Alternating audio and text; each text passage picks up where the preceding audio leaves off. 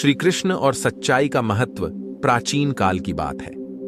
द्वारका नगरी में भगवान श्री कृष्ण राज कर रहे थे। उनकी न्यायप्रियता और चतुराई पूरे विश्व में प्रसिद्ध थी। एक दिन उनके दरबार में एक ब्राह्मण अपनी समस्या लेकर पहुंचा।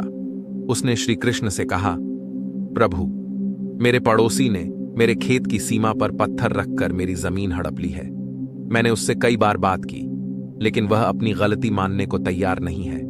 अब मुझे आपसे न्याय की आस है। श्री कृष्ण ने मुस्कुराते हुए ब्राह्मण से कहा, तुम चिंता मत करो, मैं तुम्हारे साथ चलकर इस समस्या का समाधान करूंगा। अगले दिन श्री कृष्ण ब्राह्मण के खेत पर पहुंचे और दोनों पक्षों की बातें सुनी।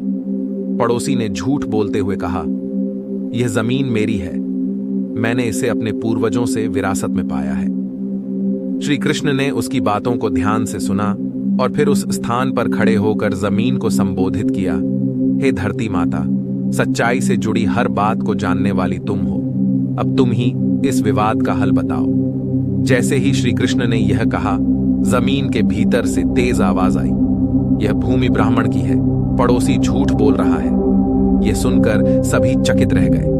पड़ोसी ने अपनी गलती मान ली और ब्राह्मण से माफी मांगी। इस घटना से सभी को यह शिक्षा मिली कि सच्चाई कभी छिप नहीं सकती। जो सत्य के मार्ग पर चलता है उसे भगवान का साथ अवश्य मिलता है। नैतिक शिक्षा, सच्चाई का मार्ग कठिन हो सकता है, लेकिन अंत में जीत सत्य की ही होती है।